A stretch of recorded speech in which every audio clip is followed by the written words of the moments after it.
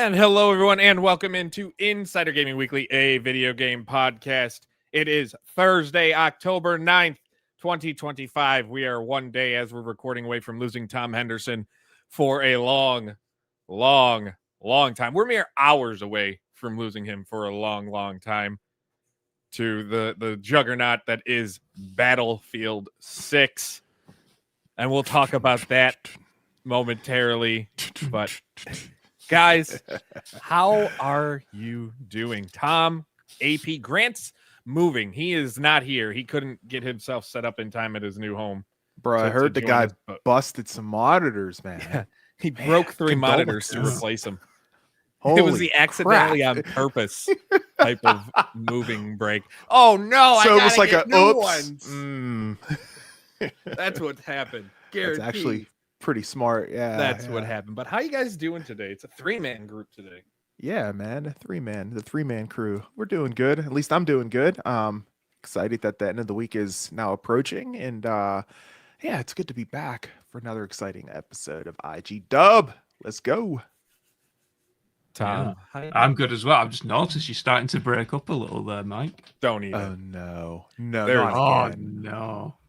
Oh my gosh. Oh dear. You know what's funny? When I do my streams on Tuesday night, no issues. So you're saying it's us? I'm blaming the UK, the UK guy. I'm just gonna blame you and Grant. Wow. Bye.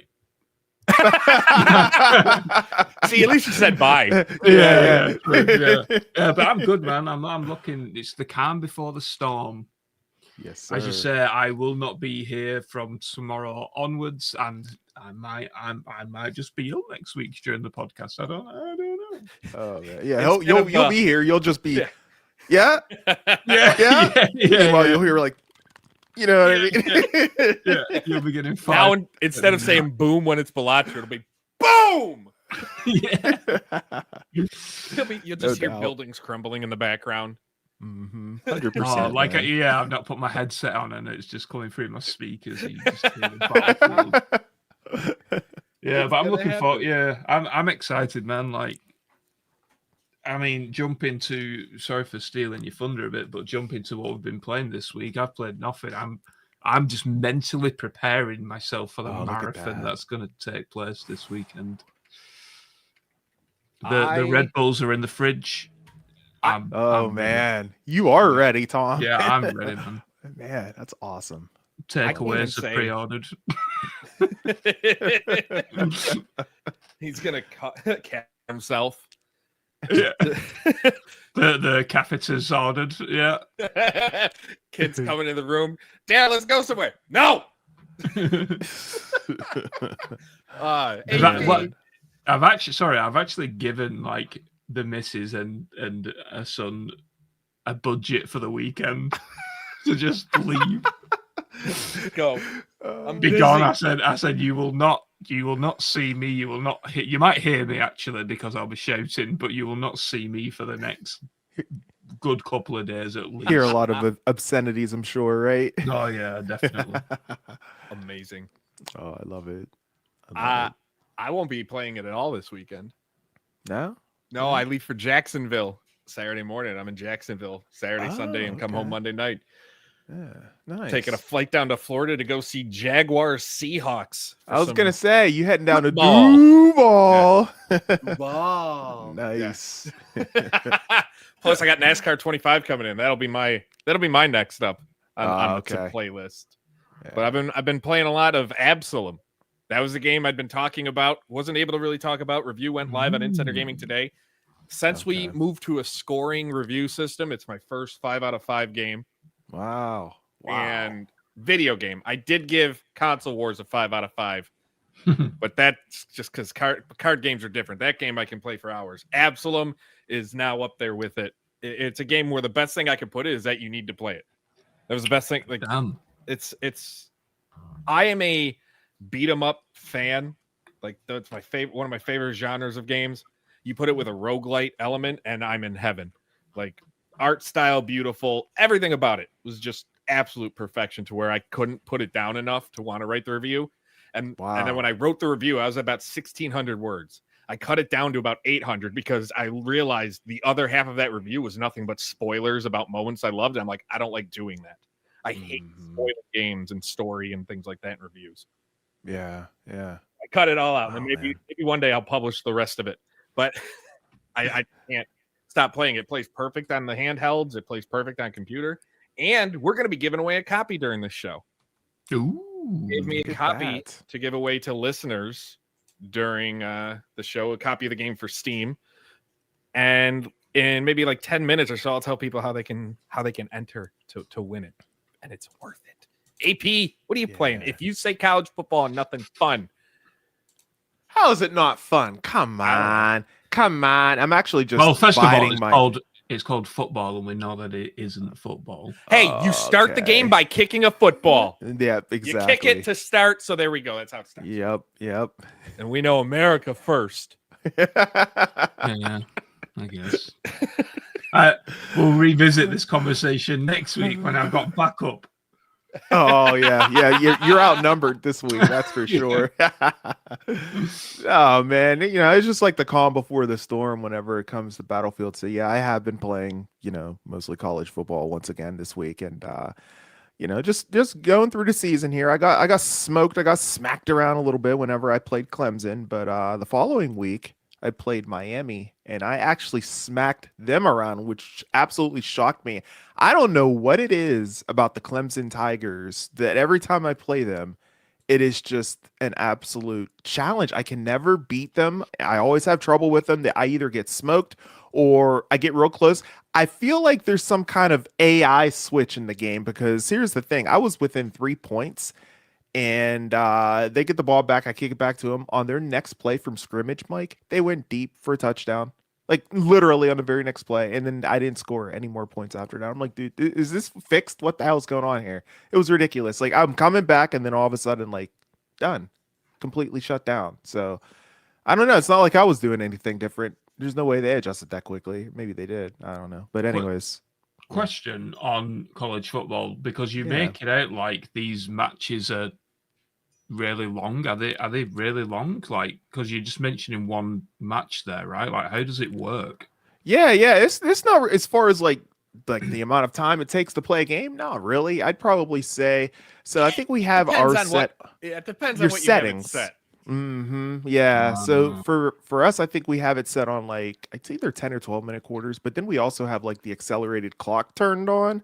So by the time we get up to the line of scrimmage, there's only like 10 seconds left on the play clock, and all that time is, run off and everything. So, I feel like, you can get like a couple.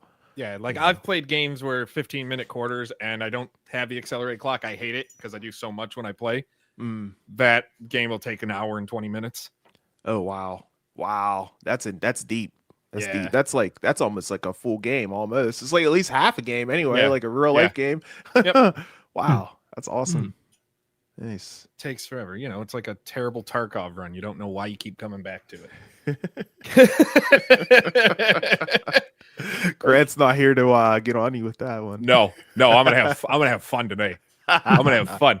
Before we get into it, we got a lot to talk about today. We have Assassin's Creed, Ubisoft canceling what sounded like a really cool idea for a game. Man. We have major Call of Duty changes that prove that they were worried. And we have even more. Maybe we can talk about some Xbox news, or I can actually get to the Lord of the Rings game report from last week, but probably not. We'll see. This show kind of likes to go off the rails, and I'm already starting it. In the meantime, be sure you are leaving a like, subscribe to the channel if you are catching us after the fact. Subscribe on Spotify, Apple Podcasts, wherever you're listening, and leave a rating, as it really helps the algorithm tell people we deserve to be heard. You can also subscribe to the weekly Insider Gaming newsletter at insider-gaming.com/subscribe every Tuesday morning around 10:30 or 10 a.m. Eastern. It goes live, giving you the latest gaming news you might have missed, upcoming releases, exclusive columns, a recap of interviews, and more. But we already talked about what we're playing. We know what's coming up, but we got to start with the competition of Battlefield that is currently wrapping up their beta, or they wrapped up their beta today. They are heading into release on November 14th. but they dropped some big news on Thursday, and that is, which smart by them, they dropped it a half hour before the review embargo lifted on Battlefield 6. What timing? Call of Duty, Activision announced that they are removing skill-based matchmaking from multiplayer and opening up matchmaking, or removing skill-based matchmaking and removing disbanding lobbies from multiplayer at launch by default. A move that has been begged for by the fans for years is finally happening. And my immediate thought was they were scared. Not enough to where they were going to, it's not like the game's not going to make millions upon millions of dollars, but they were worried it wasn't going to make as much millions of millions of dollars as they were hoping. Yeah, no, you're completely right. If you remember a few months ago, I think it was very early August, maybe late July, I did a report on Activision leadership not being worried about Battlefield 6. And I think as we're seeing it, not from just Activision, but even Microsoft as a whole, right? I mean, we'll probably get into the whole stuff that happened this past weekend with Xbox, but things are changing so fast there. And this time with Call of Duty, the numbers quite simply weren't there. From what I've been told, I think there was a report. It might have been from this past weekend saying that the Game Pass changes were due to Call of Duty losing like 300 million in sales or something like that. Yep. Wow. Yep. Because of Game Pass. Holy cow. Game Pass. And that tells me a few things. Like, first of all, Battlefield 6 technically could win this year, because if Call of Duty is losing 300 million and Battlefield 6 is doing by all metrics, is doing so well, I think some analysis is saying they're going to do 5 million units in the first week. It's possible that this time, for the first time in terms of monetary value, that, well, or even sales, I guess, because I guess if you're playing it for a subscription service, it's not considered a sale, that Battlefield could beat Call of Duty. And I think that's got Activision very worried, and not just in terms of the pure numbers, but I think they've got worried in the sense that they've lost the community. We've seen this past week, especially from, like, I don't know if you guys saw the meme from COD Next where one of the developers was leaning over a content creator called, I think it's called Mr. Dalek JD or Dalek JD or something like that. But basically, he's a zombies creator in the Call of Duty space, and he has been for years, right? For the past 15 years. Pure Call of Duty zombies. He was at Call of Duty Next to show Call of Duty zombies off. But then one of these PR people or developers or whatever, like, leaned over him live while he's live and was like, hey, we're going to need you over on Verdansk, which is the Warzone map. And it was in just like this weird, creepy way, I guess, like, that just didn't look good at all. And there was memes going around about it and all that kind of stuff. And show people this is actually still good. Yeah, right. Yeah. But yeah, I just feel like they're worried. And Mike, we've had this conversation with Grant. Obviously, Albert wouldn't have really seen it, but Activision PR this year, especially from our point of view, have been very what would the word be? They've been very aggressive in terms of reaching out to us to clarify stories, to try and shed light on Call of Duty being better. Yeah. AP, our emails, because you're obviously not on the reporting side of things. Right. Our emails have been flooded. Yeah. With, like, we put up a story. So, like, anytime you guys put out a story. Are you serious? Holy crap. Like, hey, actually, could you change this? Yeah. Like an interview. A good a good example is of the latest Call of Duty one that I did. Are the Battlefield 6 and Black Ops 7 Steam number comparisons unfair ? So that was the original article on that was just, comparing the numbers of of the Steam charts because it's the only public data we've got. And I didn't even post that onto my Twitter, onto Insider Gaming's Twitter, or any of that stuff. And within an hour of the article going live, Activision PR reached out and was like, "Can we add some more context and all that kind of stuff?" So they're actively searching to try and help shed a better light on Call of Duty, which of course is really interesting. That's what they should be doing, but they're doing it in such a aggressive way this time that it's so blatantly obvious from where I'm sitting that they are very, very scared. I mean, look at he's not here obviously, but look at Grant's story. Grant put up a piece.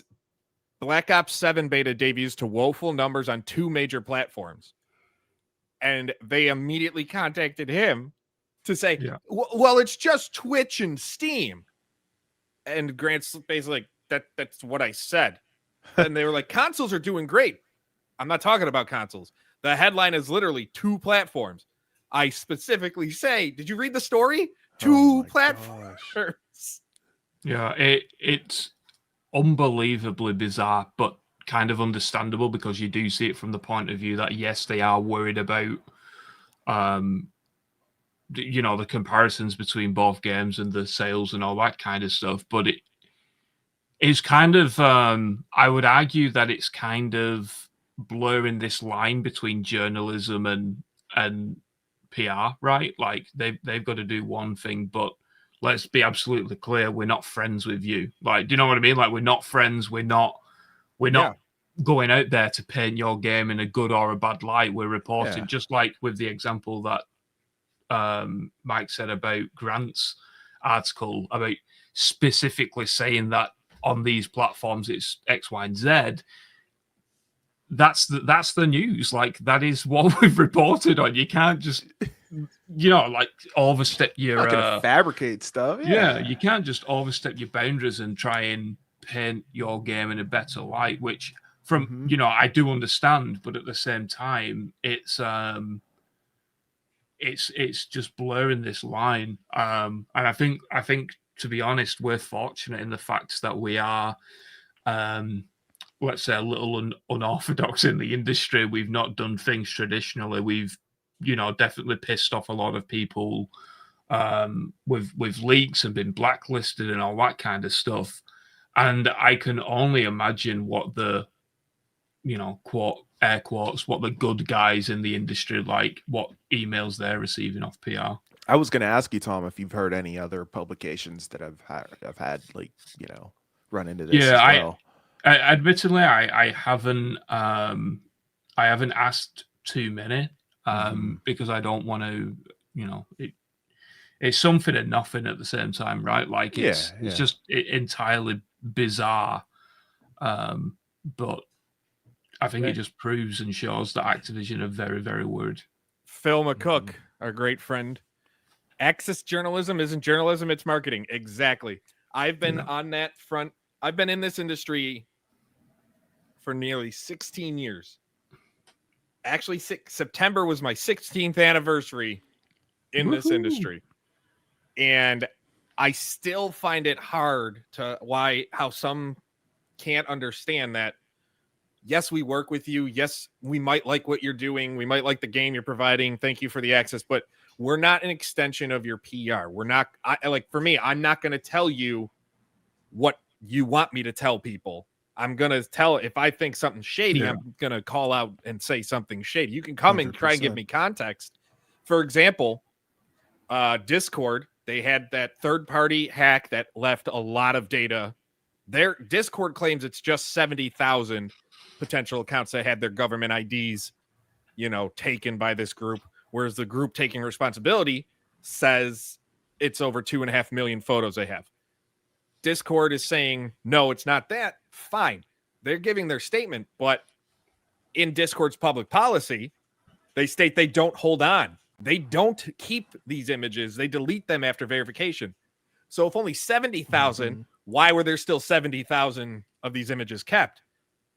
And they try to give context, which great, I'll give the context, but that's not going to stop me from posting and questioning why is this happening? Like, I wouldn't be doing my job. Yeah. Right. Yeah, I don't want to get on a journalism tangent. I can see it starting to trend that way. Pause real quick. I'm like boiling over here, like my blood's boiling because I've got so many opinions on this stuff. So quickly, let's get away from it. We got a super chat from Grant because he's not here. He's gonna help give some of his paycheck back to us. Tom, give me leaks on Stellar Blade 2. Grant's basically money laundering at this point. Just put your super chat right back in. Yeah. And then invoice for the super chat at the end of the month. Yeah, that's what it's gonna be. He fucking will as well. Dude, if he does, please tell me. I'll howl. So- oh my god. Right. Back to the Call of Duty specific thing. Yeah. They said in their announcement, quote, "We've heard the community discussion and dialogue around lobby disbanding. And as we mentioned earlier in the beta, we're focused on keeping players together from match to match more often. They're excited to announce they'll have persistent lobbies at launch, and they're committed to improving this experience for players and be sharing more details soon. And that also open matchmaking with minimal skill consideration will be the default for Black Ops multiplayer." So they say it's the default. I wonder if they're going to have an option to allow you to turn it on. I feel like that could be They will. a mess. They will. No. So okay, so what they're doing? So within the beta, it was a separate playlist, right? Yeah, they said it was called Open Mosh Pit. Yeah. So the criticism of that is that it should be the default, but give people who want skill-based matchmaking, the lesser skilled players who are always going to get pub stomps and all that kind of stuff, the option to opt into it. So essentially, change it to an opt-in rather than an opt-out of skill-based matchmaking. So that is what they've done, which is absolutely fine. The issue will then become on launch, to what extent is skill-based matchmaking in there? How, obviously the placebo affects the honeymoon fit period of it and all that kind of stuff. So I think that this discussion is far from over. And it, to me, it kind of screams like they're just doing it for the goodwill. Because they released a white paper, and for years they've screamed down everyone's throats that skill-based matchmaking is better for the franchise. It increases engagement and all that kind of stuff. So it's like, well, what's changed? The only thing that's changed this year is a game that's coming out tomorrow called Battlefield 6, and and a lot of people have decided that this year they're going to Battlefield rather than Call of Duty. So I don't know. It just screams like, just Panic. Panic. Yeah. It just seems like it was like completely out of the blue too. I mean, like you said, There were the rumors of it but Okay. they only started popping up maybe like 2 weeks ago. Interesting. Yeah, but this is the thing, though, right? Is that the rumors will always happen with skill-based matchmaking. Every single year, it's this massive topic of debate within the community. But every single year, Activision has shot it down with, like the likes of this massive white paper. I can't remember how many pages it was, but it was like something like 30 or 40 or 50 pages of all of the analysis they've done and all that kind of stuff. But it's like, right, so the engagement that skill-based matchmaking apparently brought, which of course increased profits, is now being outweighed by people moving on to Battlefield, and they think they can make that up by announcing that there is going to be no skill-based matchmaking. I don't know. It just seems like you said, Mike. It's just panic. Admittedly. Now, we talked about it last week with Grant talking about playing it and being sucked in, and like they got him. When I saw this and the news comes out, and I went, shit. Yeah. Like I felt that little thing in the back of my head going, do it. Do it. Play it again. Get in a lobby with a bunch of shitty players and take advantage of it. Do it. And I'm like, because I'm here. I'm not here and I'm not here. I'm literally dead in the middle. So with the skill-based player. In most lobbies, I am the shitty player. But then you have enough bad games, you become the great player, and then after one good game, you're back to being the bad player. Oh yeah. I want to find that one lobby where I am the good player, and I don't want to leave it. Like I think honestly it is a great decision because it is going to bring people back. Like you said, like I'm now I've now gone from I'm definitely not playing it this year to I'm gonna. I might buy it midnight release. I might do. I've hit the point where I might get it if the 3 friends that historically were like just our first person shooter group, if they all get it, FOMO will take over and I might get it. Yeah. I talked to my buddy. He's like, I'm all in on Battlefield. And I was like, bro, this is something that people were like bitching about for the longest time. And they finally have addressed it. I'm like, I don't know if I can ignore this. I'm like, I can feel myself starting to kind of lean the other way, you know. I'm like that Homer Simpson meme, you know what I mean? Just kind of like leaning back into the bush. It's 100% a case of it will bring in people that were dead set against getting it. Will it do it enough, or will people just be having too much fun with Battlefield that they're like, I don't need to go?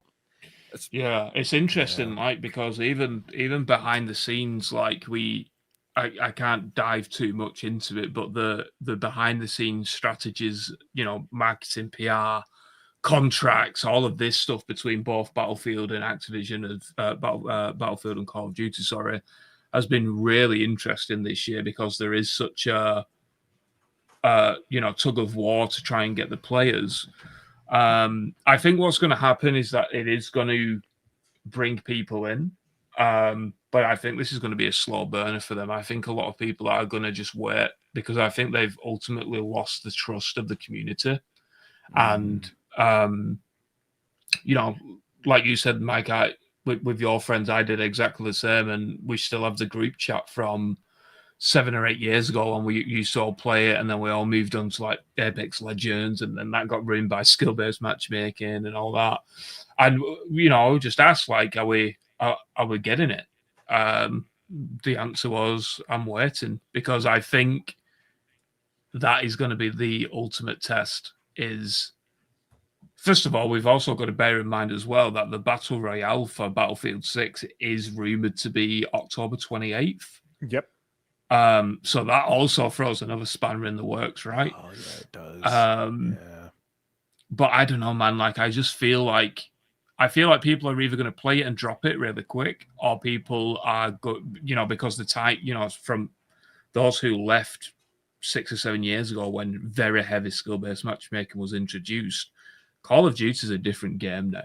Like, you can pick up and play it, but even with this wall jumping stuff, it's just such a different game that the barrier of entry might be a little bit difficult for people to grasp from what they used to have or know or whatever. So I think people are. I think it's going to be a slow burner, to be honest. I think people are probably going to pick it up around Christmas. When it's on offer or whatever, or maybe they do a free weekend. The thing is, last year Black they didn't Friday. even have a deal around Christmas, because that's what I was going to do. I could see them doing one this year, especially if sales are like not great at first. Yeah. But yeah, like to your point though, Tom, like it's a totally different game if you haven't been in it, for sure. I mean, like you said, you got the wall jumping, you got the crazy sliding that Mike loves, you got the you got the crazy ass skins as well, I mean, it's just like a completely but you game, don't have the crazy ass skins anymore. Well, That's another no. Well, yeah. I'll believe that. Talk to me in January. Yeah. They're just doing everything. I mean, we've got to be careful what we're saying. Because Activision PR might send us an email after this. I don't mean any disrespect, Activision. But they're just doing everything to bring back the club. They're panicking. That's all it is. I think that's a nice round summed up word is just panic, which is fine, but. They got no one to blame but themselves, right? Like, people have been complaining about skill-based matchmaking. Yeah, it's for okay years. to panic. You just gotta make sure you don't make You gotta make drastic decisions moving forward. With all this stuff, a month before launch, say, by the way, we're doing this instead. Like, yeah. Well, I mean, what's happened is obviously they've, again, going back to that report I did at, the beginning of August, they've gone into the beta thinking, hey, there's nothing to worry about. Call of Duty's too big to fail. And then I think the betas started to play out. going back to those Steam numbers that apparently we shouldn't do. They've just seen it and they've just panicked. Like, the Steam numbers, even from using that only metric, the Steam numbers from last year's beta is down 50%. That's a lot of players if it's across the board. And they've just panicked. And I think there's been this massive, the meme with all the filing cabinets on fire or whatever, I can't remember the cartoon that it's from or whatever. Oh, is it SpongeBob? Yeah. All right. Okay. Well, yeah, like that is just what I feel like one of the executive offices or whatever was like this past week. I'm interested. Like I said, I want to do it.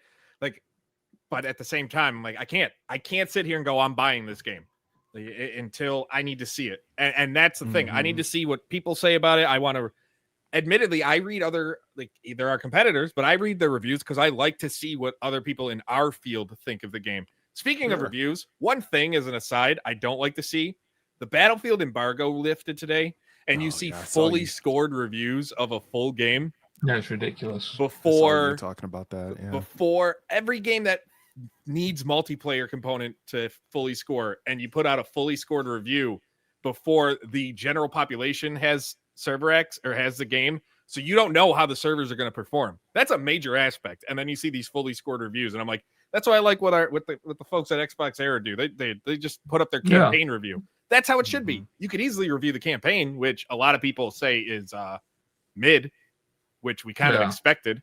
But for as much money, I think IGN did it as well. Yeah, IGN did it too. 5. Yeah, and 5. I'm like, yeah, that's like a 2 for them. Like, yeah. But like that's just, and that's not surprising. Everybody knows my thoughts on campaigns in these types of games. I think they're a waste of time, effort, and money, and especially if you're going to do it cookie cutter like what this seems to be. Yeah, I mean, I said it a few weeks ago. I did a tweet on it. I can't remember if I mentioned it on the podcast, but my prediction is that it was going to be, what is it on now? Because I think last time I checked, it was like 83. But my prediction was like mid-70s because of the campaign. It could have easily, I mean, traditionally... it's currently at an 84. 88 on Xbox, 84 on PS5, 84 on PC. But Xbox Metacritic scores are only 10 of them. So it's currently at an 84. But it's one of those things of like... My problem with that is a lot of these are full reviews with multiplayer when you don't know if multiplayer is going to be stable. Will it? Probably, but you don't know. Even they put up a story. Like we had a story of EA, the developers saying Battlefield servers, quote, should be ready for launch. Yeah. Like should be. We think it's good. We think it's going to be good, but you don't know. So how you can put out these types of reviews bothers me. They know the future. They know what the servers are going to be like whenever everyone hits production. When hundreds of thousands of players, when those 100 million players are logging in tomorrow. Simultaneously. Dude, I think the servers are going to blow up, though, to be honest. I kind of do, too. Yeah. There's going to be more than I think they even are expecting at launch. Yeah, because they're not even doing like a traditional staggered midnight release across all regions. It's like boom, 4 p.m. BST tomorrow. What's that? 11 a.m. Eastern, 9 a.m. Pacific. It goes live. So the influx of players they're going to get is going to be mental. Yeah, I miss the days of being able to do the New Zealand trick. Yeah. Oh, I'm in New Zealand for the next 24 hours, baby. Like, moving on from Call of Duty news, but I mean that's probably the biggest news of the day. But we had there's another story that dropped on Wednesday involving another one of our favorite series to talk about, Assassin's Creed. Steven Totillo dropped it first at GameFile, and Tom, you added more over at Insider Gaming. But a Civil War themed Assassin's Creed was in development, but canceled last year. And this game, according to the report, would have seen a former slave protagonist who returns to the South to confront the rise of the Ku Klux Klan. And according to GameFile, the game ceased development. 2 big reasons. both point to Ubisoft being cowards. Backlash, because of Shadow's Yasuke being a black samurai, God forbid, and the political climate of the United States. I was gonna say, I guarantee that's I don't know about y'all. I have a lot of thoughts that might get us demonetized. Well, let's be careful. Let's be careful, please. I'm not gonna say them, but Ubisoft comes across as massive cowards to me in this situation. If those are the two of the big reasons why they stopped. Oh man, like if you just stick with like the history of the thing, what's the big deal? It's not like you're doing anything that's derogatory, right? I mean, you're telling a freaking story, man. Post Civil War, slavery ended. The KKK is a thing. I wasn't gonna say was, but we know that's not the case. Is what is going after them bad? Like, I don't know. The idea of just they were afraid of them to that they were gonna denounce the game. Yeah, like you know, we all know boycotts don't work. Yeah, Shadows did great still. On a different note, Netflix is going through their own thing, and what happens after certain groups say you need to boycott Netflix? Their shares spiked to even more. Like, most often, these internet worries of boycotts, they just don't work. And I don't know, it bothers me because this seems like it would have been a really cool concept for an Assassin's Creed game that I would have actually liked. Tom, I know you had a bit more in your report. If you want, for the people who didn't know, if you want to fill them in. Yeah, so I think there was a bit of confusion, moving on from why it was cancelled. From just first of all, from what I've been told is that I was told that it was cancelled around the time Trump got into office for his second term as well. So take that as whatever. And breathe, Mike, please. In through the nose, out through the mouth. But yeah, there was a little bit of confusion. First of all, screw Stephen, because this was going to be a chapter in my cancelled video games book. Oh. So I appreciate that, Stephen. But yeah, there was some confusion because I said that this was meant to be the next mainline RPG for the franchise. People got that confused and thought, well, it's meant to be Hexe, which is absolutely correct because Hexe is not an RPG title. I can't remember what they're describing Hexe as, but it's a smaller linear experience. Is the short kind of rundown of what Hexe is, and then obviously we've got Assassin's Creed Invictus, which is still in development by the people who did For Honor, and we should be hearing about that soon. And then of course we've got Obsidian, which is the Black Flag remake, which is also believed to be released soon. So this Assassin's Creed game, which was under the codename Scarlet, was meant to be released around October 27.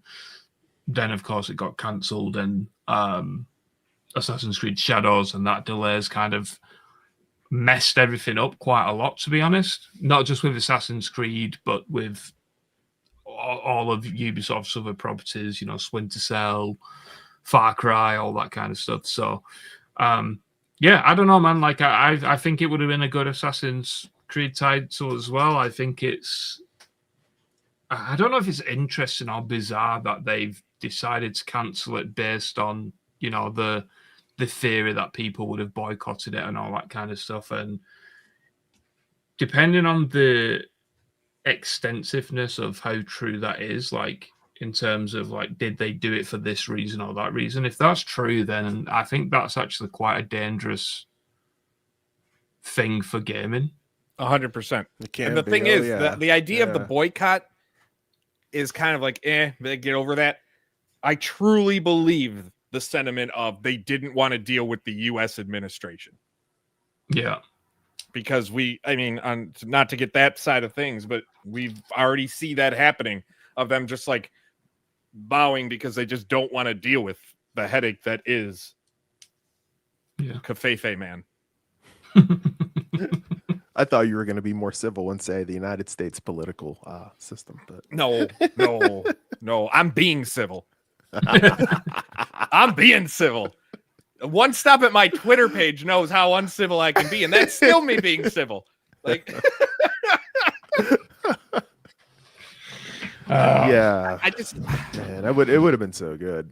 I mean, and this is me speaking as a black man telling you guys this game would have been so good. I would have been all into this for sure.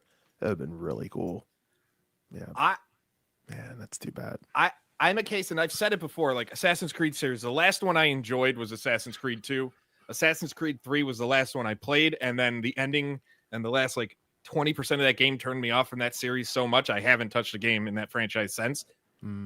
Because there also hasn't been a story really that I've wanted to invest myself in. This would have been a story I would have wanted to follow and see. It just would have been that type of story for me.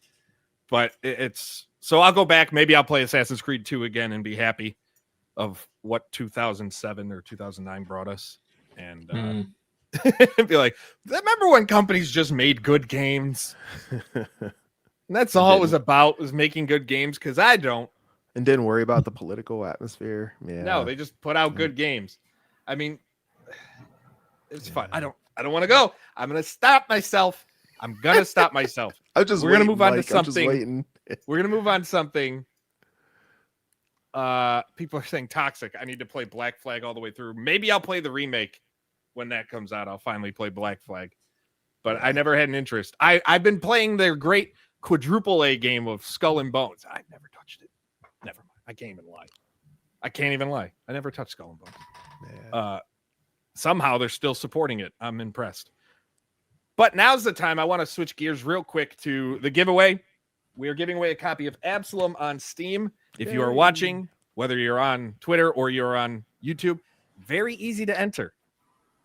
Just put in the chat !game in the chat, and I have it open. I will see who's in it, and at the end of the show, I will pick a winner. Plain and simple. Can I enter? No, you can't enter. Oh. Those involved in insider gaming cannot be a part of it. I was gonna say, here comes Grant. If he's still That's some bullshit, man. I'll show you. You know what? I cancel the giveaway. I'm afraid of a boycott. I'm boycotted by my boss. He's gonna.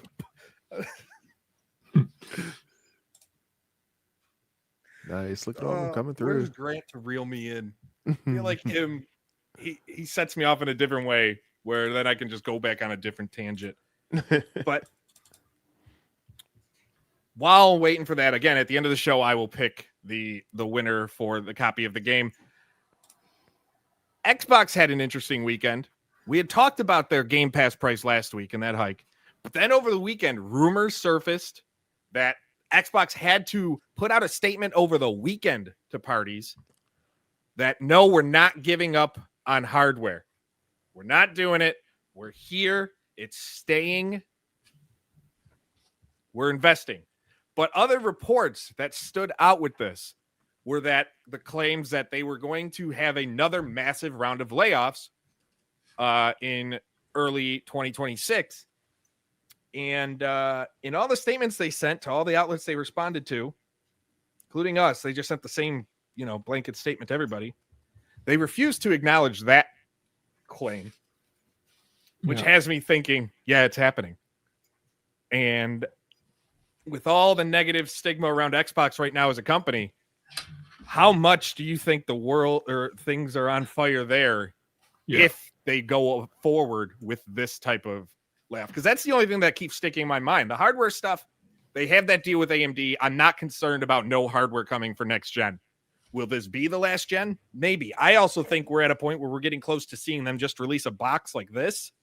That'll be just to connect to Game Pass and the cloud. To the servers. Yeah. Like that's one of the things I think. Didn't they have something like that? Was it called like Keystone or something? I think so, yeah. When they cancelled it. Yeah. So, but I think we're hitting to that point. Alley Cat, thank you for the $2 super chat. My Sunday night was fine because I won money on that football game, and I know exactly what you're talking about. It was an awful game, but I put money down because I emotionally hedged my bet, my life, and I won myself a good chunk of change. So it was all worth it. It's always good whenever you bet against your team. Exactly. Some money on it. But yeah, like this is kind of where I think Xbox hardware is going.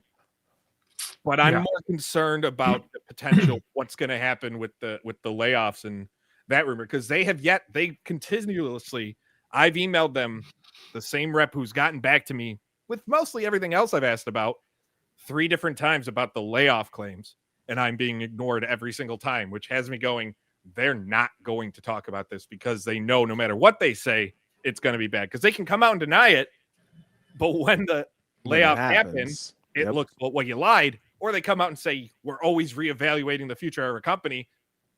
Well, now the layoffs are happening because you just confirmed it. They're kind of in a no-win situation no matter what happens. Yeah, I completely agree. Yeah, I mean, you're probably not going to hear anything from them regarding that until it literally actually happens. When do we expect it to happen, though, I guess is the question we should ask ourselves. Yeah, I think for the past 2 years, they've done massive layoffs in January, if I'm not mistaken. Okay. Yeah, this one was like the most recent one was July of this year. Okay. That was the major one. But yeah, they had done them in the beginning part of the year. Yeah. I don't know. This is a tricky one to navigate because I think there's so many layers to it. But ultimately, I think that, I guess even like Call of Duty, like we was talking about before, they've lost the trust of the community. We've seen, the Xbox going through this weird transitional period at the moment where I think that they don't even know what they're doing themselves to a certain extent, to be honest. To a certain degree, you could argue that started with their third-party game strategy where, we was hearing all of these rumors that they was going to start going third party, that some games were going over to PlayStation. Then they came out and said, no, that's not the case. And then a few weeks later, we then got an announcement that fuller games would be going over to PlayStation. And then they even did a live stream, right, with Sarah Bond and Phil Spencer literally on stage. And they said, we will not be putting Indiana Jones and Starfield on PlayStation, because I think those were the 2 biggest rumors at the time. And then shortly after, Indiana Jones gets announced. Starfield still hasn't yet, but it's widely reported on that they are working on a port, and it's kind of just gone downhill from there. I will say that it's like I guess it's scuttlebutt within the community from the people that go out to these events like GDC and all that kind of stuff. It's widely rumored, or the belief is that a year or 2 after next gen, Phil Spencer is going to step down and Sarah Bond is going to make that transition into his position. And it's also quite widely rumored that after even the next gen Xbox, then it's kind of done. Like you said, Mike, they're probably going to go down this little box strategy of, hey, you can buy this box for $250. I mean, by that point, it'll probably be fucking $2,000 by the time the tariffs and all that nonsense is done. You're muted, Mike, which is probably for the best. There's no I don't know why I hit it. There's no doubt in my mind that the next Xbox is going to be $900 at this point. Like I've come to like where they're going to get it out just because they've already been developing this system. There's no way with the amount of money they put into it that they're not going to release the next system. But it's going to be so much money, such a loss leader that it will. It's hard to see them coming back for it. But I'm also like, I don't want it to be the last, because at the end of the day, you still want Xbox to be a major player in gaming. Definitely. Like at the end of the day, I mean, we've literally talked about it in this show with Call of Duty and Battlefield. Competition is good. And as soon as Xbox leaves the industry, if they are planning to, like I said, it is. That's just like the scuttlebutt and the rumors going around at all of these events. It's not my reporting, so I don't want to see this on Reddit. But yeah, like competition is good, and as soon as PlayStation loses that competition, then things get a little bit dicey, in my opinion. But in terms of the actual rumors of they are backing out of hardware and all that kind of stuff, like, it kind of paints a picture of where they're at as a business, if it is that believable, if that makes sense. Yeah. Because it's so believable that it tells you that the business is in, or the company is in, quite a poor state. Because I personally don't think that they know what their strategy is. And it's funny when I hear, though, the business is in a poor state, and then you see their earnings, and they're still like, even just the Xbox side of things are still up 8 to 13%. Yeah, like it's that issue again, isn't it? Though, of like corporate, like, yeah, it's 8%, but we want to see 20% next year. They're setting these unreasonable goals every fiscal year or whatever, and then they don't meet them, and then you have to have more layoffs once again, and it just rinse, wash, repeat. You know. Yeah, I fully expect another round of layoffs to come. To be honest, I think we're in due for a bunch of layoffs across the board. Like 2025 has kind of been, compared to 24, a down year in the terms of total layoffs. We're just about, like, we're in October and we're a little over half of the total of last year. I think 2026, with what might happen with Xbox, what we expect to happen with EA, is going to be Ubisoft. It's going to be I reckon it'll be on par with 24, to be honest. Oh, it's just mental. Like, I don't know. It's like, it's so hard to weigh in on Xbox and try and give any good thoughts and analysis, because I just don't think that they know what they're doing. Like, that's my conclusion. Yeah. Look what happened earlier this year. Earlier this year, we were singing the praises of them over the summer before the layoffs happened in early June, because we're like, look at the games that got coming. They seem to finally be past that dark period and moving on, and then boom, and then you're just like, you take one step forward, 5 steps back. Yeah, when we were sat on the mezzanine at the hotel during Summer Games Fest, we all praised it and said it was probably the best show of the event and all that kind of stuff. But I found with Xbox is that when there's good news, there's also bad news, and a lot of it. But I don't know. It's like this weird pattern where, like, it feels like, oh, they're doing really well, and then all of a sudden they announce layoffs, and it's just, I don't know. It's so difficult. It's like they can't get out of their own way. Yeah, I guess I guess it all just comes down to them obviously being owned by Microsoft, and they've got their own projections and opinions on gaming and all that kind of nonsense, and they just don't understand it, or whatever it may be. You know, rumors have come out about all that kind of stuff, and it's just obviously leading to this spider web of shittery that just doesn't make sense, almost like that analogy. Yeah, and like, you brought up the competition, and that's just all we ask for. Like, Nintendo and Sony, they're not in competition. Nintendo does its own thing. It doesn't give a damn. Yeah. Nintendo is Nintendo, and they'll be profitable till the cows come home, because it's just what they do. Sony and PlayStation, I mean, they'll be fine.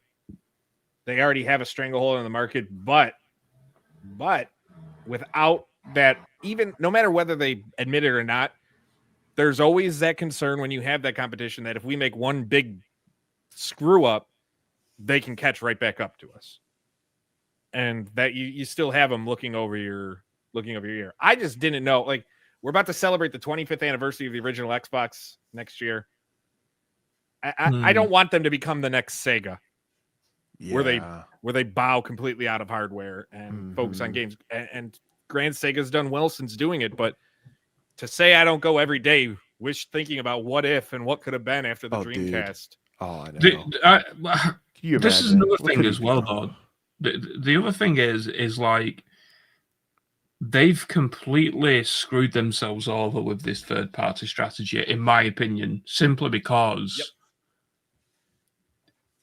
exclusives sell consoles, and thank you. Been saying it for years. Yep. Yeah, and when the next gen comes around, you know, it's predicted 27, 28.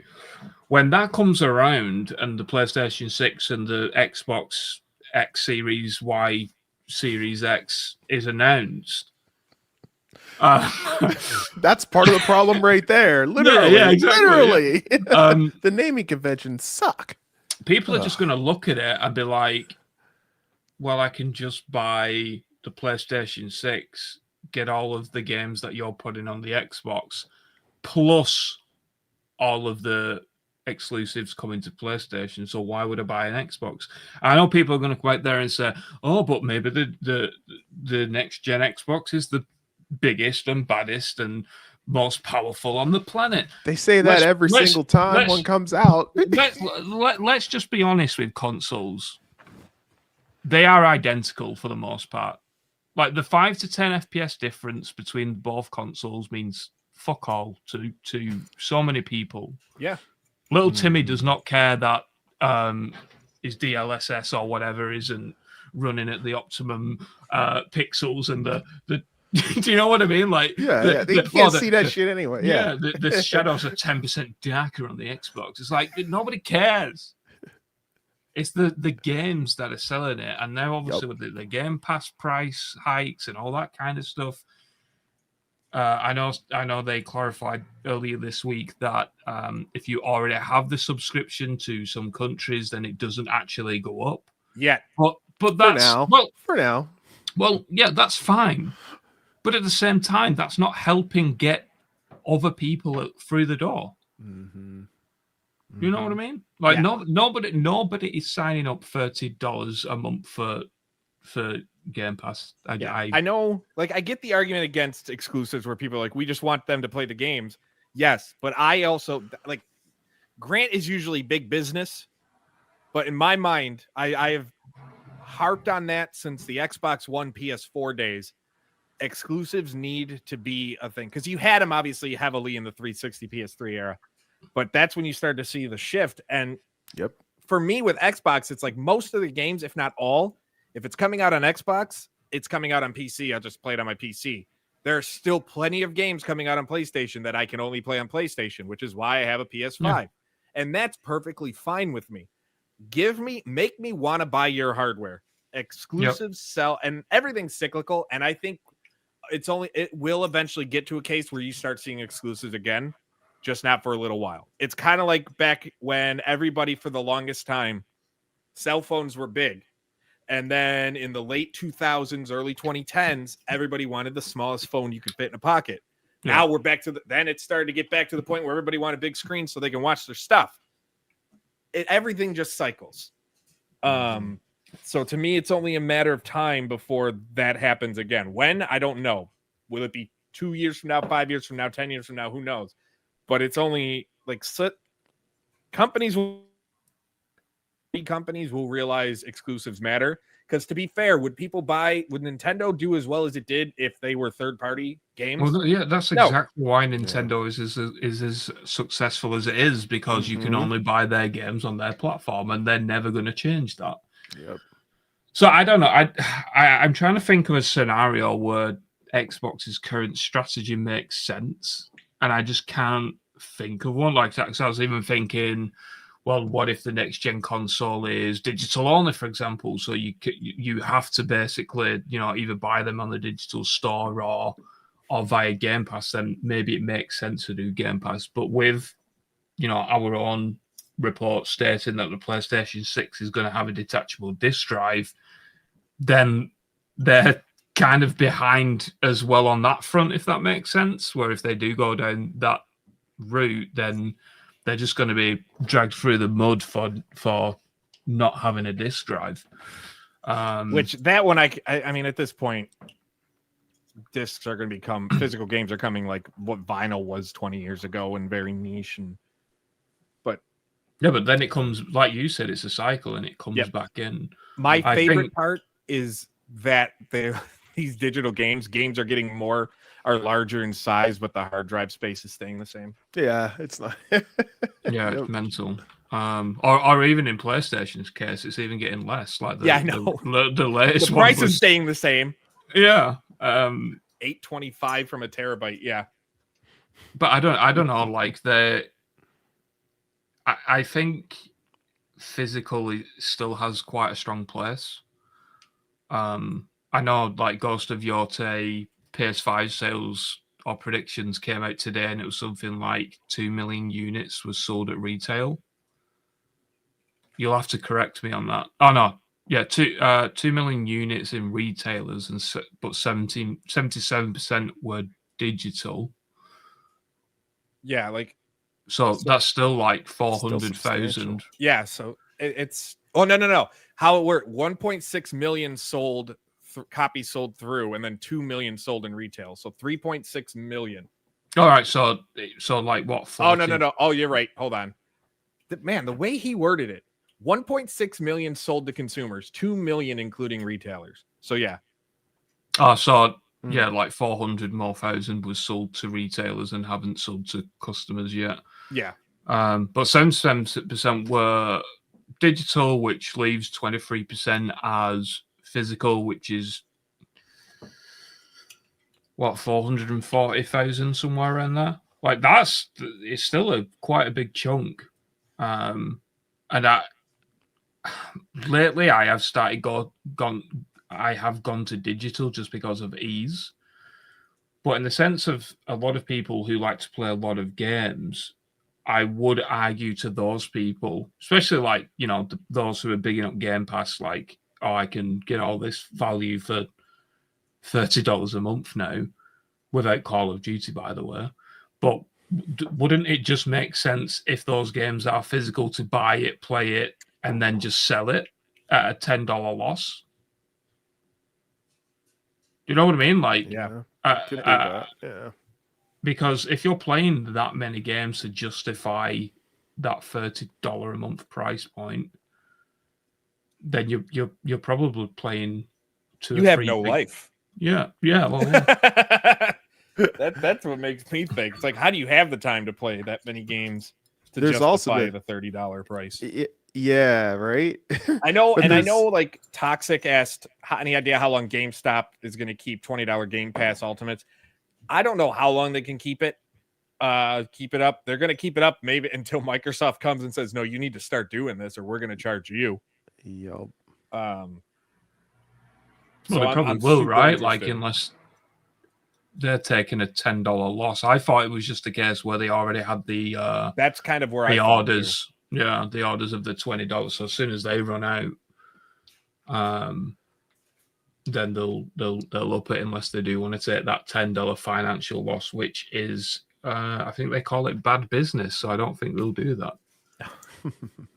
You talk about digital and physical games, though. Like, that's the thing with digital, though. Sometimes, every once in a while, your favorite game might get delisted, and then it's like, okay, there's no more online support for this. So, I think, yeah, and I think that's what a lot of people have found out very quickly with Game Pass is they're now noticing very quickly that if they cancel the Game Pass, they've lost all of the games. So they're kind of locked into it. Yeah. Yeah, you lose all your progress. If you cancel Game Pass, say you cancel game, correct me if I'm wrong, chat, but I'm pretty sure if you are invested in a game, cancel Game Pass, and then say you buy it from whatever other marketplace, you're not getting your save data. It lives on Game Pass. Wow. It lives on the Xbox infrastructure. So say you're like, no, this game that I've been playing on Game Pass, I can cancel my Game Pass because it's on sale for $15 on Steam. I'll just buy it on Steam. You're not going to get all that data. Dude, so it's a situation where it's just you're kind of just SOL with a lot of you, man. But it kind of makes me think this. Do you guys think that maybe Xbox wouldn't be in this position if they weren't like owned by Microsoft, maybe? Because you were talking about earlier, Mike, how some you have Xbox exclusives, but a lot of times those exclusives they end up on PC anyway, right? So, like, I don't know. Do you kind of feel like if it wasn't owned by Microsoft, games weren't coming out on PC, they were exclusively on the Xbox, maybe that would sort of help? I think if they would have left Xbox alone to be Xbox, they'd be fine. It's when the people, to me, it's when Microsoft, and not to say Microsoft hasn't always been, in it, but it's a situation where I think you have the executives. Yeah, it's Microsoft not knowing. Yeah, it's their corporate execs not understanding gaming. I think that's what it is, because we're seeing it's exactly sense. the same as PlayStation at the end of the day, who are owned by Sony, right? But they probably, I guess, well, they understand gaming more is kind of the short answer. But it's the case of, you know, chasing the money at the end of the day. They're seeing 4% increase, 5% increase, and if Microsoft, the actual company, is seeing, you know, 6%, but because it's 12 times bigger than Xbox, that means that they're making, you know, 12 times as much. They're probably pushing it down to Xbox and being like, guys, come on, we need to get to this number or to this threshold or whatever. So yeah, it's probably the lack of understanding from corporate. I think it's come out quite a few times that is the case. Whether it's Amy Hood or Sattel, like we don't know, but that's just kind of how it feels. Like PlayStation has it, but Sony kind of lets PlayStation do their thing because of the history. Nintendo is all game, like that's just Nintendo, except their creepy videos that they've put out this week. Do you know how Nintendo started? Bit of trivia. Playing cards. Yes. That was the very first fact in the first Nintendo Inside Gaming newsletter. I think I said it. Look at that. Good times. Nintendo made playing cards. Yeah, they were like a toy company essentially, right? Yeah. With that, we got to start winding down. We're going to announce. I have the wheel open. Fast. Who is going to win a copy of Absalom? Whoever wins it, I will reach out to. If you, I'll try and reach out to. You can't DM on Twitter, so message me on Facebook and Hero the Border. Facebook, Twitter. You can't message on YouTube. I'm out of it. Hero the Border has won the copy of Absalom, so I will be in contact, Hero. Also, if you are joining my alt account, yes. Remove. It's not really. Check out the link below in the description. Join the Insider Gaming Discord. You can. We've relaunched it. We're almost at 1,000 members on this new server, which is nice. Come join the community as we keep going. I need to chat in there more often. I'm in there. I just haven't said anything. Just kind of like I'm kind of the same, which is really bad for me. But I'm so busy, man. You got nothing. Test them for PEDs. Knights of the Old Republic info when, Tom? Where's Knights of the Old Republic? It's every week, man. Every week. I keep telling you, I'm under NDA. Oh shit! Oh shit! I should have said that.